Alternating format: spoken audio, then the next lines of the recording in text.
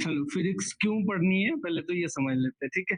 देखो आपका मैथ्स आएगा, 50 मार्क्स का मैथ्स आता है, ये मालूम है सबको, ठीक है।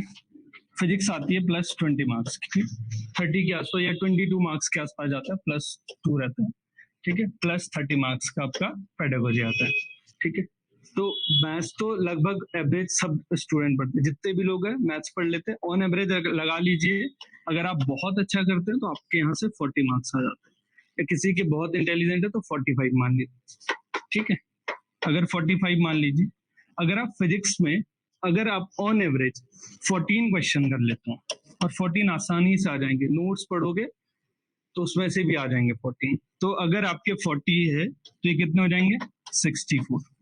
अगर यहाँ पर आप 15 या 20 मार्क्स, यहाँ पर 20 मार्क्स लाना बहुत मुश्किल है। लास्ट टाइम के स्टूडेंट से भी पूछ लेना, या आप लोगों ने लास्ट टाइम एग्जाम दिया था, सबने दिया था, तो लगभग मुश्किल पेपर आता है तो 15 से 20 नंबर, तो ये 70 मान लीजिए, क्योंकि कंपटीशन ज्यादा है और सीट नंबर ऑफ सीट कम है, तो 70 प्लस है तो आप श्योर मानिए कि मेरा सिलेक्शन हो जाएगा, ठीक है। क्योंकि अब जो है जैसे जैसे टाइम जाते जा रहा है सब लोग अपडेट होते जा रहे हैं, ठीक है। तो अब अगर आप इसको हटा देते हो या नेग्लेक्ट करते हो तो सिलेक्शन होने के चांसेस 50% कम। कितना एक्स्ट्राऑर्डिनरी काम कर लो, देखो मैथ्स से मिस्टेक होगी, कैलकुलेटिव क्वेश्चन है, क्वेश्चन सबको सारे आएंगे, बस ये होंगे कि कैलकुलेशन की वजह से क्या होंगे, कुछ क्वेश्चन छूट जाएंगे, ठीक है। तो आपको तीनों सब्जेक्ट लेके चलना है, ठीक है। इसमें सब मेहनत कर रहे होंगे, ठीक है, इन दोनों में भी आपको मेहनत करना होगा, ठीक है, तभी जाके सिलेक्शन होगा, ठीक है। तो चलिए मैं थोड़ा अपना इंट्रोडक्शन दे देता हूँ, ठीक है। तो मेरा नाम कैलाश सांगड़ है और मेरा 2019-18 का एमएससी है, 19, 20 और 21 में, ठीक है। तो 19 में CSI नेट क्वालिफाई है, प्लस गेट है, और बहुत स्टेट के सेट एग्जाम भी क्वालिफाई है, ठीक है। करंटली मैंने जो है 2019 से लेके 2022 तक दून यूनिवर्सिटी में एज असिस्टेंट प्रोफेसर पढ़ाया, ठीक है। उसके बाद अभी मैं बात करेंगे, तो लास्ट टाइम जब हमने पढ़ाया था, लास्ट टाइम ऑलरेडी मैंने 2 बैच LT के पढ़ाए, जिसमें आपका जो इससे पहले हुआ, उसके साथ साथ लेक्चरर का हुआ। तो लेक्चरर में अगर देखोगे आप बाहर पे भी लगा है, रैंक 2, रैंक 5, 9 और 14, ये मेरे क्लासेस आए हैं, ठीक है, हमारे बैच से आए हैं। LT में भी आप 30+ सिलेक्शन है, ठीक है। तो ये हमारा लास्ट का था। अब देखते हैं कि फिजिक्स जो है क्या क्या है फिजिक्स में। फिजिक्स का क्वेश्चन जो आपका सिलेबस है वो है 11, 12 BSc का, बहुत ब्रॉड सिलेबस है, अगर आप उसको पढ़ने लगो तो बहुत टाइम लग जाएगा। तो मैंने जो आप लोगों का सिलेबस बनाया वो कंपाइल करके बनाया, बहुत छोटे उसमें पढ़ाऊंगा, लगभग 50 लेक्चर होंगे, ठीक है, 50 घंटे के लिए, ठीक है, 50 से 60 घंटे, इसमें आपका फिजिक्स कवर हो जाएगा, ठीक है। कैसे क्वेश्चन आए और क्या क्या आता है और किस टाइप का लेवल होता है क्वेश्चन का, ठीक है। तो चलिए अब देखते हैं कि क्या क्या सिलेबस है। सिलेबस तो आप लोगों के पास भी है, सिंपल सा, मगर पहली बात करें तो मैकेनिक्स में वेक्टर है, ग्रेविटेशनल फील्ड है, यहाँ पढ़ सकते हैं आप, ठीक है, आपको भी PDF फॉर्म में भी मिल जाएगा, ठीक है। वैसे ही आपके पास इलेक्ट्रोस्टैटिक्स है 12th का, ये है आपके पास 11th का, क्लास 11th का है। बेसिक क्वेश्चन आते हैं, कंसेप्चुअल क्वेश्चन आते हैं। उसके बाद ऑप्टिक्स है आपके पास, न्यूक्लियर फिजिक्स है। न्यूक्लियर फिजिक्स में आपके पास बेसिक आता है कि न्यूक्लियर फिजिक्स में रेडिएशन आ गया, आपके पास जो है रेडिएशन डिवाइसेस जो आते हैं, ठीक है, GM काउंटर वगैरह, डिटेक्टर, एलिमेंट्री पार्टिकल, ये पार्टिकल फिजिक्स के आते हैं। जैसे आपके पास एक क्वेश्चन भी पूछा गया था कि एलिमेंट्री पार्टिकल कौन सा है, ठीक है, उनमें से दिया था न्यूट्रॉन, प्रोटॉन, नहीं वाला कुछ देख लो,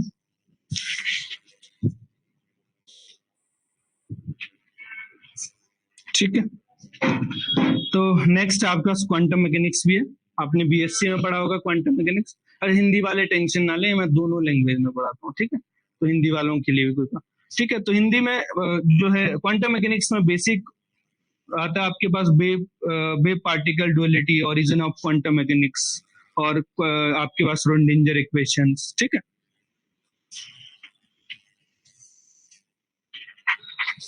और सॉलिड स्टेट फिजिक्स है, तो लगभग सब बुक्स है, 9 बुक्स है, 10 बुक्स है, तो ये BSc की जितनी बुक्स है सब इसमें इंक्लूड है, ठीक है। तो अगर आप पढ़ोगे तो बहुत ज्यादा है, ठीक है। तो ऐसे पढ़ना है जिससे वो 20 नंबर के लिए बहुत ज्यादा भी ना लगे, ऐसा ना लगे कोई फिजिक्स ही पढ़ता रहे मैथ्स छूट जाए। तो मैथ्स में अपने आप में बहुत ज्यादा सिलेबस है, ठीक है। तो चलिए, पहला जो मैं आज का लेक्चर शुरू कर रहा हूँ वो है थर्मल फिजिक्स एंड स्टैटिक्स, ठीक है।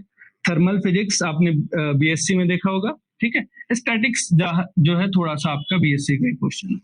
अब देखिए, लास्ट टाइम जो है छोटा सा क्वेश्चन है, लास्ट टाइम इसी में से 4 क्वेश्चन आए थे, ठीक है।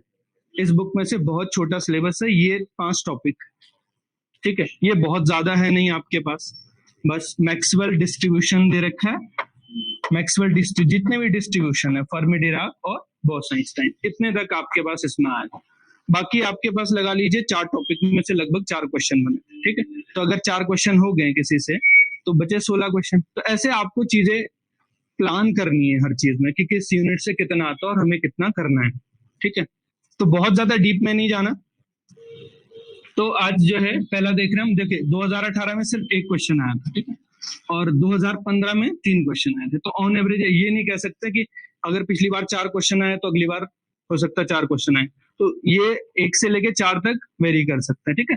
इसके 4 यूनिट है। पहला है थर्मोडाइनमिक्स सिस्टम क्या होता है, दूसरा है थर्मोडाइनमिक्स पोटेंशियल क्या होता है, ठीक है, तीसरा है काइनेटिक थ्योरी ऑफ गैसेस, और नेक्स्ट है थ्योरी ऑफ रेडिएशन, लास्ट है स्टैटिकल मैकेनिक्स, ठीक है। ये इसका सिलेबस है, आपको पीडीएफ मिल जाएगा। सबसे पहले हम थर्मोडायनेमिक्स की बात करते हैं, ठीक है। क्या होती है थर्मोडायनेमिक्स? थर्मो का मतलब होता है क्या है, हीट। हीट जानते हैं सब, क्या होता है, फॉर्म ऑफ एनर्जी, ठीक है। वो किसके वजह से आती है, जब ट्रांस टेम्परेचर डिफरेंस हो, ठीक है। यानी एक कोई हॉट बॉडी है, ठीक है, एक कोई कोल्ड बॉडी, ठीक है। अब यहां से क्या होगा, हीट ट्रांसफर होगा ही वो। तो यही क्या है आपके पास, एनर्जी का ही एक फॉर्म है। वो क्या होता है, जब टेम्परेचर डिफरेंस होता है तब आपके पास हीट आता है, ठीक है। अब अगर हम थर्मोडायनेमिक्स यानी हीट के मोशन के बारे में पढ़ रहे हैं, तो पहला क्या, अगर हम इसकी बात करें, आपको पीडीएफ में मिल जाएगा, ठीक है। तो क्या है, branch of physics which deal with the study of transformation of the heat, ठीक है। किसके बारे में बताती है, ऊर्जा के स्थानांतरण के बारे में हमको बताता है, ठीक है। तो आप अगर ऐसा ना लगे कि तो नोट कर सकते हैं मेन मेन पॉइंट्स, ठीक है, कि थर्मोडायनेमिक्स क्या है। तो बेसिकली थर्मोडायनेमिक्स का मतलब होता है मोशन ऑफ द हीट, ठीक है। अब क्या है, अगर हिंदी वाले भी देखेंगे तो क्या है, भौतिक की वो शाखा है जिसमें क्या ऊर्जा को एक रूप से दूसरे रूप में ट्रांसफर यानी रूपांतरण का अध्ययन कराती है, या फिर आप कहीं से ट्रांसफर हो हीट होके आ रही है, या एक सिस्टम से दूसरे में जा रही है, दूसरे से पहले में आ रही है, ठीक है। दूसरा क्या है, थर्मोडायनेमिक्स क्या होता है, तो थर्मोडायनेमिक्स हम क्या करते हैं, मैक्रोस्कोपिक वेरिएबल होता है। मैक्रोस्कोपिक वेरिएबल क्या होता है, जिनको आप बोलते हैं स्थूल चर। मतलब अगर मैं बात करूं, ये मेरे पास सिस्टम है मान लीजिए, ठीक है। तो इसमें क्या है, एटम है, ठीक है, मॉलिक्यूल्स है, जो भी है, ठीक है। तो अगर मैं पूरे सिस्टम की बात करता हूं तो मैक्रोस्कोपिक अप्रोच होता है, ठीक है, मोटा मोटा अप्रोच जिसको बोलते हैं। अगर मैं इसके पार्टिकल लेवल पे जाऊं, यानी मॉलिक्यूल्स के अंदर जाऊं, एटम के अंदर जाऊं, तो वो क्या होता है, माइक्रो वाला, ठीक है। नॉर्मल सा आप जानते भी, आजकल जो है मैक्रो और माइक्रो सिम आते थे, मैक्रो बड़े होते थे, माइक्रो आजकल छोटा आता है, ठीक है। तो पूरे अगर जो है थर्मोडायनेमिक्स में, स्टैटिकल और थर्मोडायनेमिक्स में यही डिफरेंस है कि जो थर्मोडायनेमिक्स है उसमें मैक्रोस्कोपिक अप्रोच होता है, और जो स्टैटिकल मैकेनिक्स में उसमें क्या होता है, माइक्रोस्कोपिक। यानी उसमें क्या, इसमें क्या करते हैं हम, पूरा सिस्टम बढ़ते हैं। बोला कि गैस का कोई एक कंटेनर है, उस गैस में कितनी काइनेटिक एनर्जी है, कितनी पोटेंशियल एनर्जी है, कितनी गतिज ऊर्जा है, कितनी स्थितिज ऊर्जा है। तो ये पढ़ते हैं हम किस में, थर्मोडायनेमिक्स। अब उस कंटेनर के अंदर गैस मॉलिक्यूल्स है, कौन सी गैस है, कौन सा मॉलिक्यूल्स है, वो कौन से स्टैटिक्स को फॉलो करता है, मैक्सवेल डिस्ट्रीब्यूशन को करता है, या फिर आपके पास बॉस आइंस्टाइन को करता है, या फर्मी डिराक। तो ये किस में हो गए, और अंदर जाके हमने किस में पढ़ लिया, स्टैटिकल मैकेनिक्स में, ठीक है। तो सबसे पहले तो हम बात कर लेते हैं इसमें, जैसे जो आपके पास जानते हैं आप, दाब हो गया जो मैक्रोस्कोपिक वेरिएबल है, आयतन हो गया, ताप हो गया, द्रव्यमान हो गया, ठीक है।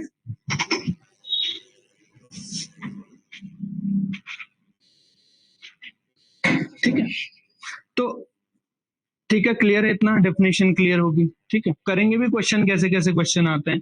अब है थर्मोडायनेमिक सिस्टम की बात कर लेते हैं। ठीक है, तो थर्मोडायनेमिक सिस्टम क्या होता है? तो थर्मोडायनेमिक सिस्टम तीन टाइप के बेसिकली होते हैं। ओपन सिस्टम हो गया, क्लोज सिस्टम हो गया, और आइसोलेटेड सिस्टम हो गया। ओपन सिस्टम क्या होता है? अगर मान लीजिए, एग्जांपल से पहले समझते हैं कि अगर आपने किसी पतीले में या किसी वेसल में क्या किया, किसी पानी को बॉईल कर रहे हैं, तो क्या हो रहा है, थोड़ी देर बाद वो पानी कम हो जा रहा है। यानी आपने उस सराउंडिंग के साथ क्या किया, मैटर भी चेंज हुआ और हीट भी चेंज हुई। तो अगर आपके पास क्या हो रहा है, पदार्थ और ऊर्जा दोनों का क्या हो रहा है, अपने परिवेश के साथ क्या हो रहा है, आदान प्रदान होता है, तो उसको क्या बोलते हैं, ओपन सिस्टम। ठीक है, अब अगर मैं सिस्टम और सराउंडिंग की बात करता हूं कि सिस्टम क्या होता है, सराउंडिंग क्या होती है। ठीक है, अगर मैं बात कर लेता हूं सिस्टम क्या होता है। ठीक है, क्या होता है सिस्टम, निकाय जिसकी बात कर लेते हैं हिंदी में। ठीक है, तो ये सिर्फ आज इंट्रोडक्टरी क्लास है। ठीक है, तो आप लोगों को प्रॉपर उसमें मिलेगा। ठीक है, अगर पीडीएफ। अच्छा, दूसरा एक है, मैंने एक शॉर्ट नोट्स बनाए हैं, उसमें कंपाइल करके, मतलब मैक्सिमम 26 पेज है, फ्री ऑफ कॉस्ट आपको आपके ग्रुप में प्रोवाइड करा दी जाएगी। ठीक है, उसमें सारे फॉर्मूले, ठीक है, सारे कंसेप्ट तो नहीं कहूंगा, फॉर्मूले किस किस बेस पे क्वेश्चन बनेंगे। ठीक है, तो आप ले लीजिए, जो है कोई आपका अगर साथी है तो शेयर कर देंगे। ठीक है, ठीक है, नहीं तो सर आपको शेयर कर देंगे। ठीक है, 26 पेज है, पूरी फिजिक्स जितनी है उसमें मैंने बनाया है। ठीक है, अब बात करते हैं सिस्टम के बारे में। जो पूरा हम सिस्टम की बात कर रहे हैं, दूसरा हम सराउंडिंग की बात कर रहे हैं। ठीक है, सराउंडिंग क्या होता है? देखो, अगर मैं इस बोर्ड में काम कर रहा हूं, तो ये मेरा क्या है, सिस्टम। इसके आसपास जितनी दुनिया की सारी चीजें हैं, वो क्या है, सराउंडिंग। तो अगर अब देखो, मान लीजिए ये वेसल था, एक पतीला था, इसमें पानी रखा है। ठीक है, अब क्या है, ये क्या हो गया मेरे लिए, सिस्टम। मैं इसको हीट दे रहा हूँ। ठीक है, और इसके पास क्या हो रहा है, ये क्या है, इसके आसपास जितना भी सराउंडिंग। अब अगर ये जो अमाउंट लिया मैं, अगर ये चेंज हो रहा है, मतलब जैसे मैं क्या कर रहा हूँ, अपने सराउंडिंग के साथ ये मैटर को भी एक्सचेंज कर रहा है और हीट तो कर रहा है, तो ऐसे सिस्टम को क्या बोलते हैं, ओपन सिस्टम बोलते हैं। और अगर मान लीजिए मैं बात करूं क्लोज सिस्टम की, क्लोज सिस्टम क्या होता है, जिसको बंद निकाय बोलते हैं। अब आपको पता, अगर मैं इस पे मान लीजिए कोई कवर कर देता हूँ, सपोज आप अब ऐसे कहोगे कि पानी के ऊपर अगर लगा दी जाए तो वो इवोपरेट होता है, नहीं। अगर मैं बात कर रहा हूँ कोई ऐसा सिस्टम मान लीजिए जो सिर्फ एनर्जी क्या है, हीट को ट्रांसफर कर रहा है, मैटर सेम है। ठीक है, तो अगर मैं बात करता हूँ क्लोज सिस्टम की, तो जैसे कि आपके पास रेफ्रिजरेटर है, फ्रिज में रखते हैं आप चीजें, जितनी चीज रखी है वो ठंडी होती है, क्या होगी, ठंडी होगी, लेकिन उसके अमाउंट में कोई फर्क नहीं आएगा। जितना आपने रखा होगा उतना ही होगा, बस उसका क्या रहा होगा, उसने क्या किया, एनर्जी को ट्रांसफर किया। ठीक है, तो क्या लिख सकते हैं कि if exchange only the energy not matter with surrounding, यानी यह परिवेश के साथ क्या करता है, केवल ऊर्जा का आदान प्रदान करता है। एग्जाम्पल, अगर बैटरी, फोन में बैटरी है, ठीक है, एनर्जी, हीट एनर्जी ट्रांसफर होती है, मैटर सेम रहता है। ठीक है, अब है नेक्स्ट आपके पास आइसोलेटेड सिस्टम। ठीक है, विलगित निकाय, अगर क्या ना हीट ट्रांसफर करता हो, ना ही क्या करता हूं, मैटर चेंज।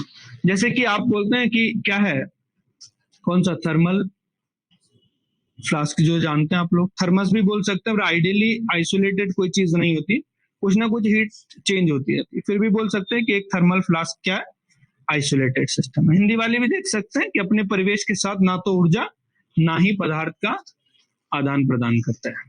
ठीक है,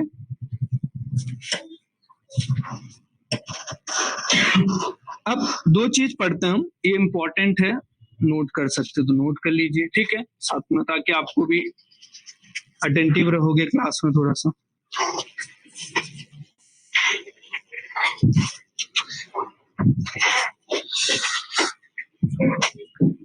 ठीक है, नोट्स आपको प्रोवाइड करा दिए जाएंगे। ठीक है, अब देखिए, यहां से क्वेश्चन आते हैं इन दो वर्ड्स। ठीक है, एक है स्टेट वेरिएबल, जिसको बोला जाता है पाथ, इंडिपेंडेंट, दूसरा है नॉन स्टेट वेरिएबल जिसको बोला जाता है पाथ इंडिपेंडेंट। ठीक है, याद करने का तरीका बता देता हूं। दो चीज याद रखोगे, क्या है? एक तो रखोगे याद हीट, एक रखोगे वर्क। ये होते हैं नॉन स्टेट वेरिएबल। बाकी दुनिया की कोई भी चीजें पूछी जाए सब स्टेट वेरिएबल। अब क्या होता है स्टेट वेरिएबल? ये क्वेश्चन आते हैं, ये बोला जाता है कि कोई आपके पास चार ऑप्शन दे, देखिए नेक्स्ट देखते हम दिए होंगे, जैसे क्वेश्चन देख लेते हैं हम लोग। ऐसे दिया होगा कि which of the following is not exact differential, तो इनमें हमको दिया जाएगा। ठीक है, ये कहीं ना कहीं आपके क्वेश्चन आ रखे, मैंने बनाए भी है कि अगर आप लोगों को मैं थोड़ा सा और दिखाऊं आगे। ठीक है, तो ऐसे क्वेश्चन जैसे कि आपके पास क्या है, जैसे कि रेडियो ऑपरेटर हुआ था आपके पास, उसमें 2019 में आया था, स्पेसिफिक हीट के ऊपर क्वेश्चन आया था। और ये आपके पास लास्ट टाइम आया था कि रेसिप्रोकल ऑफ बल्क मॉडुलस क्या होता है। ठीक है, और ये भी क्वेश्चन आ रखा है, जैसे 2021 में ये भी आया था कि cyclic process of the gas the internal energy, इसमें क्या होगी।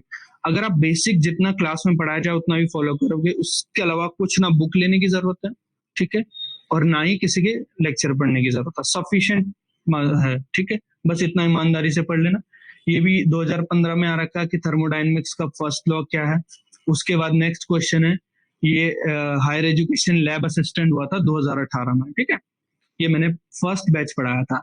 ये कह रहा है कि थर्मोडायनेमिक्स का जो फर्स्ट लॉ है वो क्या इम्प्लाई, क्या दिखाता है, क्या दर्शाता है, कंजर्वेशन ऑफ हीट को बताता है या कंजर्वेशन ऑफ एनर्जी को, तो सारी चीजें पढ़ेंगे हम। ये एक रिलेशन पूछा था, ये भी हायर एजुकेशन लैब असिस्टेंट 2018 में पूछा था।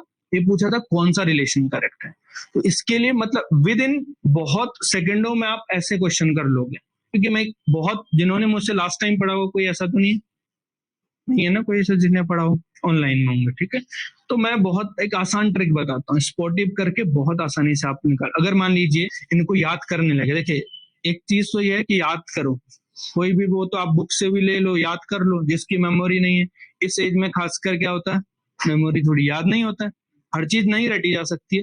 तो मैंने इनके लिए बड़े आसान से ट्रिक बना रखे हैं। जैसे मान लीजिए इस क्वेश्चन को ही करना है मुझे, तो क्या कर दूंगा मैं, स्पॉटिव करके, टिप करके। ठीक है, ऐसे मैंने बहुत सारे ट्रिक बनाए होंगे। स्पॉटिव लिख दिया आपने। अब किसी भी, मान लीजिए आपके साथ कोई फ्रेंड है, आपने बोल दिया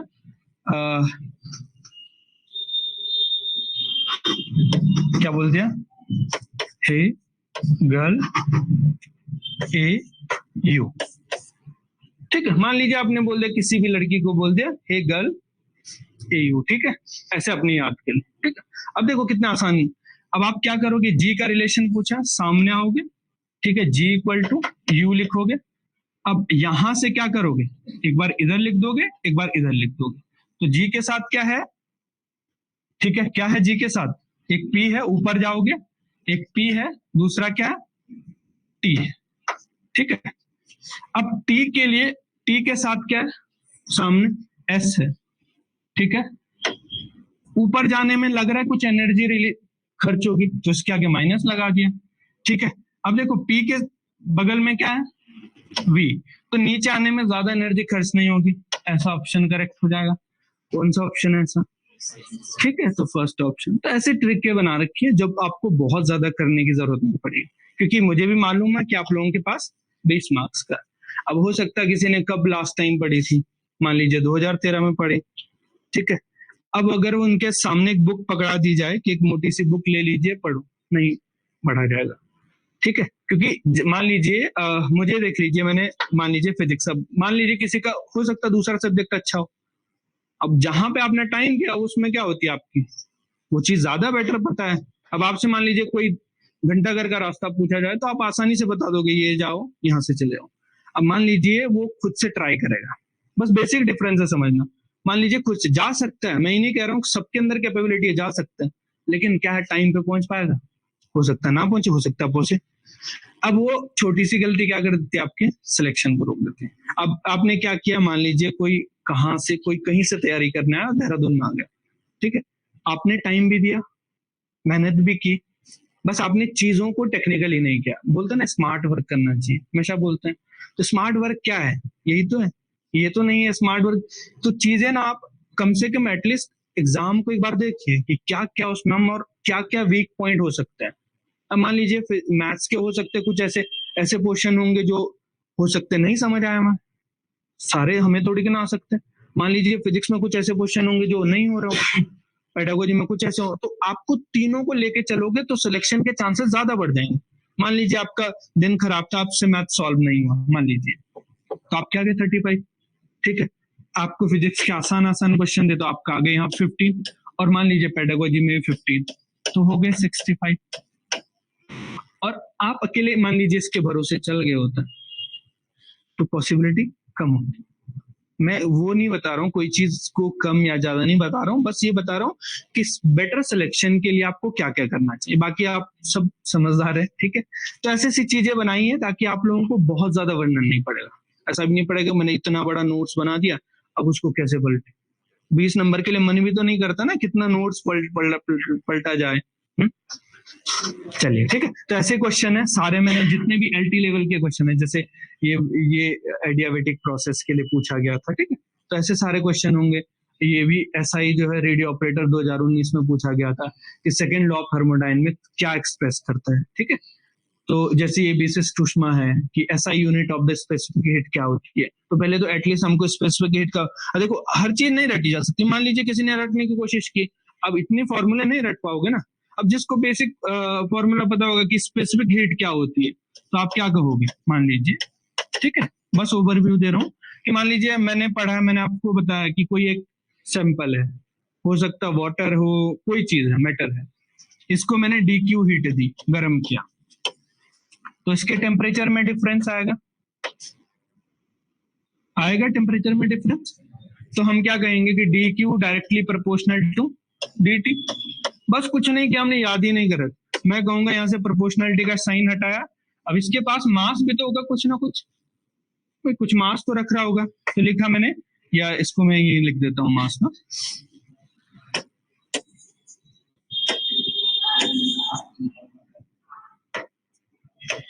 इरेजर यही है ना,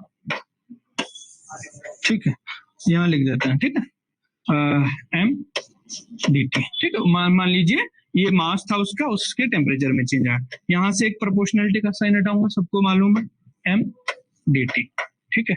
अब यहां से क्या हो जाएगा, D Q by M D T, ये क्या हो जाएगा सी। अब देखो यहां पर सबको पता है डी क्यू क्या होता है, एनर्जी होती है, तो एनर्जी को क्या लिखते हैं जूल यून। मास का क्या होगा, सब केजी में दे रखा पर केजी। टी का क्या होता है केल्विन। अब कितना मुश्किल हो गया ये, ज्यादा मुश्किल तो नहीं हुआ, तो क्या कर दोगे बी ऑप्शन एकदम। अब अगर इन चीजों को रटने लगोगे तो बहुत ज्यादा टाइम भी लगेगा, ठीक है, ठीक है। तो ऐसे ही और भी क्वेश्चन है, ठीक है। जैसे कि आपका बोल दिया जाए आपके पास गैस नियतांक है, तो कहां तक रटोगे, कितनी सारी चीजें हैं, इतनी इंफॉर्मेशन नहीं रटी जाती, ठीक है। मान लीजिए अब ये है, इनको अगर आप याद करोगे ना, ये पेपर में आता है, देखो लैब असिस्टेंट, ये बीएससी लेवल का पेपर है, ठीक है। अब इनको याद करने लगो तो ये कितने रिलेशन है, किसी ने पढ़े मैक्सवेल रिलेशन कितने, 4 मैक्सवेल रिलेशन है। उसके बाद हर एक वेरिएबल के लिए, एस के लिए अलग है, एस के ए के साथ क्या होगा, देखो देखो क्या क्या पढ़ते हैं आप, एक पढ़ते हो जी, एक पढ़ते हो एच, एक पढ़ते हो ए, और एक क्या पढ़ते हो यू, ठीक है। और दूसरे इनके क्रॉसपोंडिंग क्या पढ़ते हो, प्रेशर पढ़ते हो, वॉल्यूम पढ़ते हो, और क्या पढ़ेंगे टेम्परेचर पढ़ते हो, ठीक है। अब इनके साथ के देखो, इसके साथ भी रिलेशन होगा, 3 ये हो गए, 3 ये हो गए, 3 ये हो गए, कितने याद रखोगे। हुँ? और अगर हम पढ़ाएंगे तो बहुत आसान से ट्रिक से पढ़ा देंगे कि सबको याद हो जाएंगे। एक पेन मतलब अगर 30 सेकंड से ज्यादा नहीं लगेगा, कितना ही भी बड़ा कुछ ना क्यों ना, मात्र 30 सेकंड, मैक्सवेल के सारे रिलेशन याद हो जाएंगे। अब मैक्सवेल के रिलेशन अपने आप में याद करना, कभी क्या कर देते हैं, इसको इधर लेके जाते हैं, इधर इसको इधर लेके जाते हैं, तो वो मुश्किल हो जाता है पहचानना, ठीक है। चलो नेक्स्ट क्वेश्चन है, जैसे आपसे पूछा गया कि आपके पास क्या है, कोई स्पेसिफिक हीट है, उसके लिए आइडियल गैस के लिए दे रखी है, तो आपके बोल गया कि गामा, इस इनका रेशियो बताइए, ठीक है। इनका रेशियो आपसे पूछा, ठीक है। तो आपको अगर जो है यहाँ पर हम पढ़ेंगे भी कि सीपी क्या होता है, सीबी कितना होता है। अगर हम सीबी की बात करते हैं तो वो होता है F/2 केबीटी, ठीक है। तो ये तभी होगी जब चीजें हम आसान करें, ठीक है। अब ये देखो आसानी से डिवाइड करोगे सीपी बाई सीबी, और अगर मान लीजिए आप इससे भी कर लोगे, ये है बुक का मेथड। अब मैं कैसे पढ़ाऊंगा, मैं बताऊंगा आपको। सिंपली गामा होता है 1+2/f, कोई भी है। अब ये f क्या है यहाँ पे, डिग्री ऑफ फ्रीडम। अब अगर आपसे पूछे जाए डिग्री ऑफ फ्रीडम क्या होती है, तो डिग्री ऑफ फ्रीडम मान लीजिए मेरे को ये बोर्ड को बताना है कि ये बोर्ड क्या है। तो मैं बताऊंगा कि अगर मेरे पास लेंथ का पता चल जाए, हाइट का पता चल जाए, तो मैं बता दूंगा इस बोर्ड की कितनी लेंथ है, कितनी हाइट है, या पूरा इसके बारे में बता सकता हूँ, ठीक है। या आप ऑन एवरेज अगर किसी भी चीज के बारे में बताएं, जिससे कि क्या कर सकते हो, वो इंडिपेंडेंट वेरिएबल जिनसे आप उस सिस्टम को डिस्क्राइब कर सकते हैं, यानी उस निकाय के बारे में जानकारी ले सकते हैं, उनको क्या बोलते हैं, डिग्री ऑफ फ्रीडम बोलते हैं, ठीक है। जैसे कि आप बात कर रहे हो, कोई बात करें, मान लीजिए, अब मान लीजिए एक क्वेश्चन आया था एक बार, कोई आप लोगों ने दिया होगा कि एक मक्खी उड़ रही है, बताइए इसकी डिग्री ऑफ फ्रीडम क्या हो। तो अगर मुझे मक्खी की पोजीशन उस जगह पे मांगनी है, तो अब क्या होना चाहिए, मुझे एक्स भी पता होना चाहिए, वाई भी पता होना चाहिए, जेड भी पता होना चाहिए, क्योंकि 3 डायमेंशन है। अब मान लीजिए मैं कहूं कि अगर यहां पर कोई पार्टिकल है, ये वाई है, ये एक्स है। अब आपको बोलोगे कि मैं मान लीजिए मैं पूछूंगा कि आप बताइए कि इसका डिग्री ऑफ फ्रीडम क्या है, तो आप बोलोगे मेरे को एक्स का पता चल रहा है, मैं इसकी पोजीशन बता सकता हूँ इस सिस्टम के बारे में, तो डिग्री ऑफ फ्रीडम कितनी हो जाएगी, 1 हो जाएगी, सिंपल। अब मान लीजिए मैं कहूँ आपको कि कोई सिंपल पेंडुलम है, ठीक है, कोई सिंपल पेंडुलम, ठीक है, ये एल, ठीक है, इसको हटा लेते हैं एक मिनट। अब मान लीजिए सिंपल पेंडुलम, अब सिंपल पेंडुलम के केस में डिग्री ऑफ फ्रीडम कितना होता है, हो सकता है याद ना हो। तो आप मान लीजिए ये सिंपल पेंडुलम है, लेंथ एल है या थीटा है, दो ही चीज तो वेरिएबल है, और तो आप ये लिख ले तो आर की हो गया, दो ही चीज, तो या तो लेंथ पता हो, तो आप बोलोगे अगर मेरे को थीटा का पता चल जाए तो मैं इसका बता दूंगा थीटा कितना है इसका, तो कितना इस सिस्टम को कितना डिग्री ऑफ फ्रीडम डिस्क्राइब कर सकता है, एक थीटा। थीटा का पता चल रहा है तो मैं बता सकता हूँ सिंपल पेंडुलम का डिग्री कितना बन रहा है। मान लीजिए ये है, तो मैं बता दूंगा ये मान लीजिए 80 है या 90 है, जितना भी है, तो मैं इजीली क्या कर सकता हूँ, सिंपल पेंडुलम को डिस्क्राइब कर सकता हूँ, ठीक है। तो ऐसी चीजें हैं। तो अब क्या है, मैं क्या कह रहा था, जो है गामा क्या होता है, 1+2/f, एफ क्या डिग्री ऑफ फ्रीडम। अब ये भी मेरे को पता होना चाहिए, अब एफ क्या डिग्री, अब यहाँ पर मोनोएटॉमिक, डायटॉमिक या पॉलीएटॉमिक गैस है, कौन सी गैस है। मान लीजिए आपको मोनोएटॉमिक गैस की बात करें, या मोनोएटॉमिक कोई भी मोनोएटॉमिक है, मान लीजिए आप हाइड्रोजन की बात कर रहे हैं या हीलियम की बात कर रहे हैं, ठीक है, तो इसके पास कितने डिग्री ऑफ फ्रीडम होगी, तो हम अगर इसको पढ़ने लगे कि ट्रांसलेशन, तो इसके पास कितनी होगी, 3 डिग्री ऑफ फ्रीडम होगी, 3 ट्रांसलेशन। अब मान लीजिए कोई डाया है, S2 है, N2 है, 2 हो गई, तो अब डिग्री ऑफ फ्रीडम कितनी हो जाएगी, 3 रोटेशन हो जाएगी, क्या हो जाएगी, 2 रोटेशन हो जाएगी, 3 ट्रांसलेशन हो जाएगी, तो कितनी हो जाएगी, 5 हो जाएगी, ठीक है। और अगर आपसे क्या पूछा गया, पॉलीएटॉमिक पूछा गया, जैसे H2O पूछ लिया या कोई और पूछ लिया, तो कितनी हो जाएगी डिग्री ऑफ फ्रीडम, 6 हो जाएगी। पर लेकिन अगर वो लीनियर है तो डिग्री ऑफ फ्रीडम कितनी हो जाएगी, 5 हो जाएगी, ठीक है। ये सारी बातें मैं सिखाऊंगा आप लोगों को, ठीक है। अब देखिए, ये है Carnot engine, Carnot engine base question है, तो आपके पास ये भी लैब असिस्टेंट में आया था, तो जो है वो फिजिक्स के बेस पे पूरा पेपर था, ठीक है। अब कार्नोट इंजन क्या है ये पता होना चाहिए हमको, ठीक है। तो सिंपली हम बहुत कुछ अगर कार्नोट इंजन के बारे में ना पढ़े तो क्या है, कार्नोट इंजन क्या होता है, एक जिसके पास सोर्स होता है, सोर्स से कुछ चीज आती है, सिंक होता है, सॉरी वर्किंग सब्सटेंस होता है, ये सिंक होता है, ये सोर्स होता है, जहां से देखो अब समझाते हैं हम क्या है, ठीक है। ये वर्किंग सब्सटेंस हो, अगर मैं बात करूं पेट्रोल इंजन की, जो भी है, पेट्रोल है, डीजल इंजन की बात करता हूं, आपने क्या किया, हीट लेता है, वर्किंग पे काम हुआ, जो भी इंजन, यहां पर सिंक पे रिजेक्टेड हीट गई, कोई चीज देखो, मान लीजिए आपके गाड़ी ने पेट्रोल लिया, वर्किंग सब्सटेंस है, ठीक है, वहां से क्या है, सोर्स से हीट आया, ये आगे की ओर बढ़ी है, तो क्या है, कार्नोट ने भी यही कहा था कि सोर्स आपके पास जिसका टेम्परेचर हाई होता है, यहां से जो हीट आती है और क्या होती है, आधी खर्च किस में होती है, आधी तो वर्किंग सब्सटेंस में, जितनी बची होती है वो कहाँ पे चले जाती है, रिजेक्ट हो जाती है सिंक पे। तो आप क्या सिंपली क्या बोलते हो कि जो हीट आ रही है कितनी, जो मान लीजिए हीट की बात कर लेता हूँ Q1, इसके पास कितनी हीट गई Q2, और ये क्या है वर्किंग सब्सटेंस। तो मैं क्या कहूंगा जो Q1 आया वो किस किस में बढ़ गया, एक तो वर्क डन इस वर्किंग सब्सटेंस में काम हुआ, दूसरा एक जो रिजेक्ट में हो। तो इसीलिए लिखते हैं आप W इक्वल टू कितना लिख देते हैं, Q1 माइनस Q2। ठीक है, ठीक है, तो सारी चीजें हम पढ़ेंगे, और भी अगर देख सकते हैं तो ये है क्वेश्चंस, ये है आपके पास ये भी रेडियो ऑपरेटर एसआई में आया था। ठीक है, अब ये देख लीजिए, ये आपके पास आया था एलटी मैथ्स 2021 में कि जूल केल्विन एक्सपेंशन में कौन सी क्वांटिटी कांस्टेंट रहती है। ठीक है, तो ऐसे क्वेश्चन है, हम वापस आते हैं अपने टॉपिक पर। ठीक है, तो क्वेश्चन का लेवल देखना बहुत माइनर, अगर आपको कंसेप्ट आते हैं तो आप आसानी से क्वेश्चन कर लो।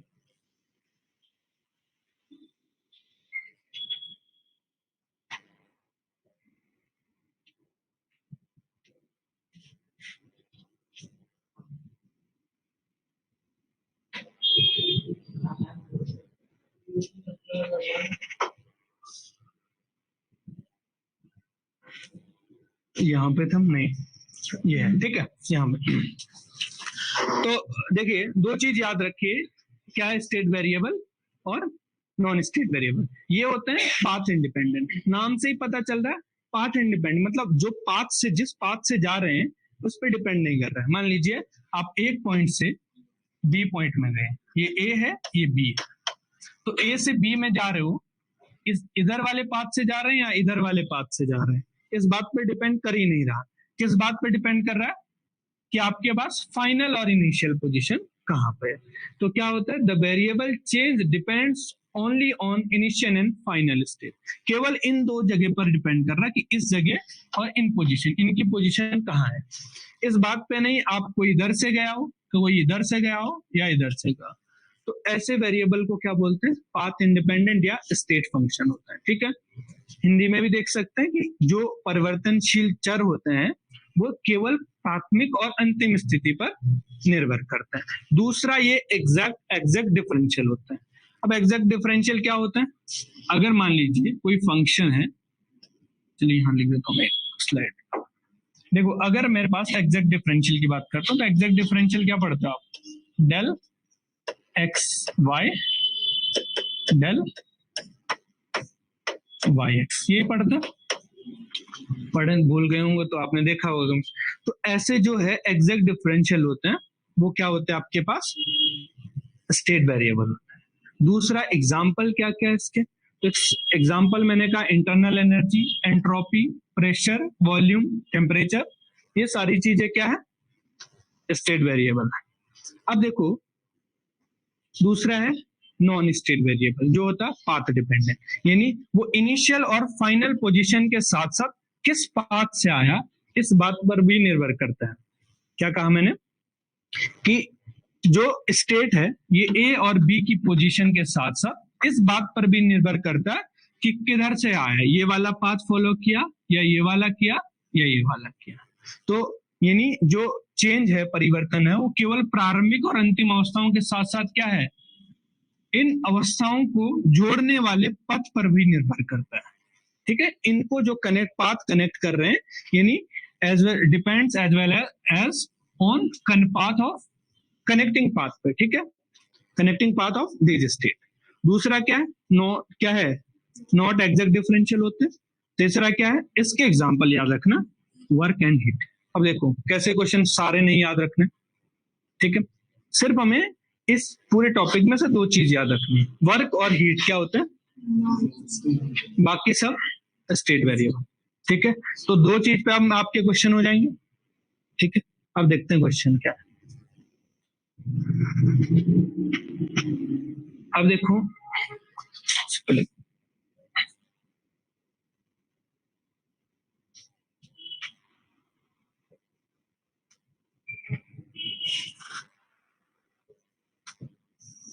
ठीक, अब बताओ आप लोग कौन सा ऑप्शन होगा? Which of the following is not exact differential? Not exact differential याद रखो, नॉट एग्जैक्ट कौन होता है? जो पाथ डिपेंडेंट होता है। ठीक है, पाथ डिपेंडेंट के लिए क्या काम है? दो ही चीज याद रखना, ठीक है, हीट डी क्यू और डी डब्ल्यू, दो चीज, तो क्या हो जाएगा? ठीक है, एक और क्वेश्चन देख लेते हैं हम।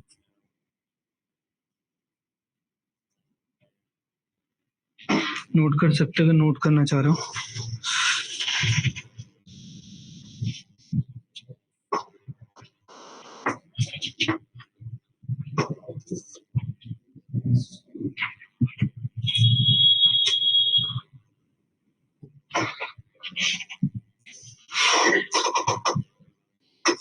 ऑनलाइन में सबको ठीक है? वॉइस वगैरह ठीक कर रहे हैं?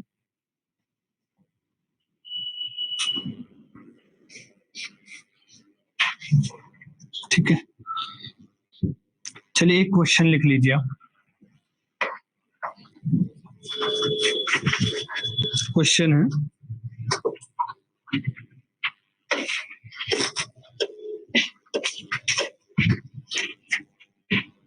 which of the following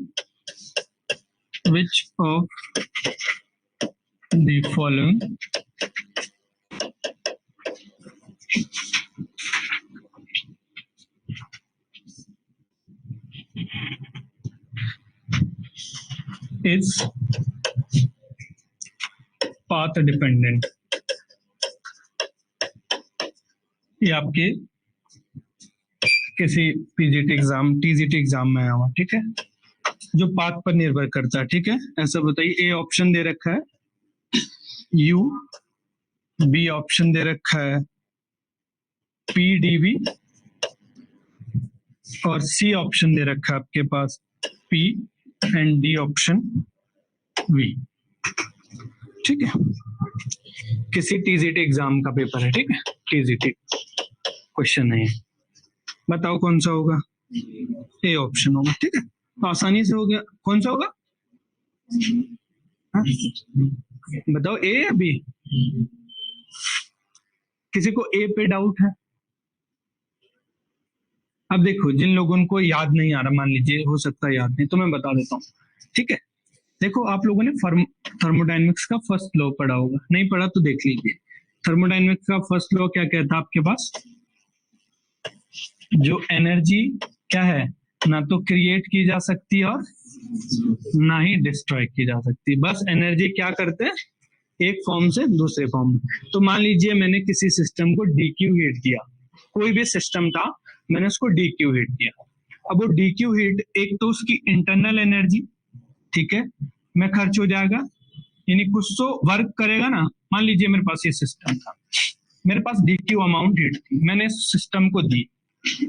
अब कुछ तो इस सिस्टम में कार्य होगा, अब वो हो सकता है आगे खिसके या पीछे खिसके, कुछ तो वर्क डन होगा। बाकी एनर्जी कहाँ जाएगी? वो इंटरनली स्टोर कर जाएगा। अब हमको ये मालूम होना चाहिए इंटरनल एनर्जी क्या होती है, तो पहले इसको क्लियर करते हैं, ठीक है। तो इसकी एनर्जी किस फॉर्म में? एक तो उसकी इंटरनल एनर्जी में, और क्या है, कुछ उसके वर्क डन में खर्च हो जाती है। यानी जितना, मान लीजिए मैंने, देखिए मान लीजिए मैंने इसको कुछ अमाउंट हीट दिया, इस दीवार को दिया, तो अगर हो सकता है कुछ खिसकी, कुछ वर्क डन हुआ इसके ऊपर, और बाकी एनर्जी कहाँ गई? इसने स्टोर कर ली। अब इस वर्क डन को क्या लिखते हैं? कितना लिखते हैं? पीडी लिखते हैं, नहीं लिखते? अब जिनको याद नहीं आ रहा है, मान लीजिए हो सकता नहीं याद हो, तो मैं बता देता हूँ। वर्क डन तो आप लोगों ने बचपन से पढ़ा, क्या पढ़ा? फोर्स इनटू डिस्प्लेसमेंट, सबने यही पढ़ा। अभी नया वर्क डन कहाँ से आ गया? तो नया वर्क डन नहीं है। अगर मैं यहां से बात करूं किसकी, प्रेशर इक्वल टू कितना होता है? दाब बराबर क्या होता है? यानी प्रति एकांक क्या है, क्षेत्र में लगाए गए बल को क्या बोलते हैं? दाब बोलते हैं, ये बोलते हैं। अब अगर मैं एफ यहां पर रख दूं, एफ की वैल्यू तो कितनी आ गई आपके पास? एफ ए, और ये क्या है? डीएस। अब सॉरी,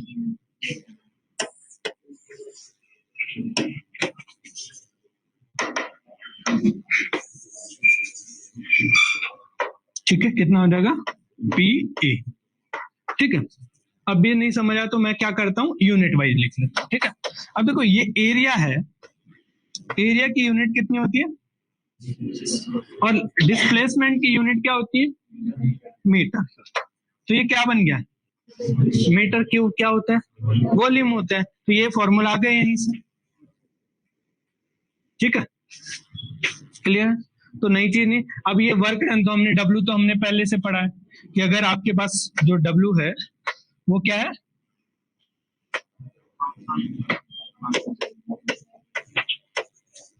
पाथ डिपेंडेंट। ठीक है, तो बस थोड़ा सा चेंज किया। ठीक है, तो इस टाइप के आपके पास क्वेश्चन बनेंगे। कोई भी एग्जाम दोगे, टीजीटी लेवल का कोई भी एग्जाम दोगे, ऐसा कोई है जिसका एमएससी फिजिक्स है, और कोई आपका भी है। लास्ट टाइम आप दोनों लेक्चर दिया था आपने? इस सवाल इस टाइम में अगर आपने नहीं दिया, ठीक, चलिए ठीक है। तो अभी लेक्चरर का भी एक बैच चल रहा है क्योंकि खत्म हो गया रिकॉर्डेड फॉर्म में, तो ठीक है, तो 50 से 60 लोग इसमें अभी। ठीक है, तो उनका भी ऑनलाइन चल रहा है। ठीक है, जैसा क्लियर है सबको इतना।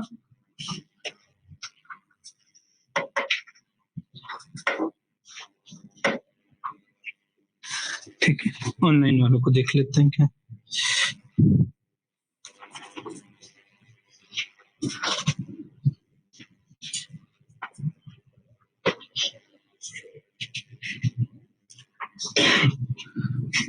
चलिए, अब दो चीज और है, थर्मोडायनेमिक्स पैरामीटर और कोऑर्डिनेट बोल सकते हैं, वेरिएबल बोल सकते हैं। थर्मोडायनेमिक्स वेरिएबल क्या होता है, तो थर्मोडायनेमिक्स वेरिएबल होते हैं जिसमें हम थर्मोडायनेमिकल सिस्टम को क्या करते हैं, डिस्क्राइब कर सकते हैं। क्या है कि कोई किसी भी थर्मोडायनेमिक्स सिस्टम को अगर हमने डिस्क्राइब करना है, जैसे कि in form of pressure, volume, temperature, internal energy, number of moles, ये सब क्या कहलाते हैं, थर्मोडायनेमिक्स वेरिएबल कहलाते हैं। ठीक है, अब इनमें भी इनको क्लासिफाई किया जाता है दो टाइप से। ठीक है, थर्मोडायनेमिक्स वेरिएबल जो आपका प्रेशर था, वॉल्यूम था, यानी the state of thermodynamic system can be describe by specifying pressure, volume, temperature, internal energy and number of moles. These are called thermodynamics parameter, variable और कोऑर्डिनेट्स। यानी क्या, सिंपली अगर ताप, दाब और आंतरिक ऊर्जा, अगर किसी थर्मोडायनेमिक्स प्रणाली की स्थिति को ताप, दाब और आंतरिक ऊर्जा और मोल की संख्या आदि में निर्देशित करके वर्णित किया जाता है, तो उन्हें क्या कहा जाता है, थर्मोडायनेमिक्स निर्देशांक कहा जाता है। अब ये दो टाइप के होते हैं, ये भी बार बार पूछा जाता है, एक्सटेंसिव और इंटेंसिव।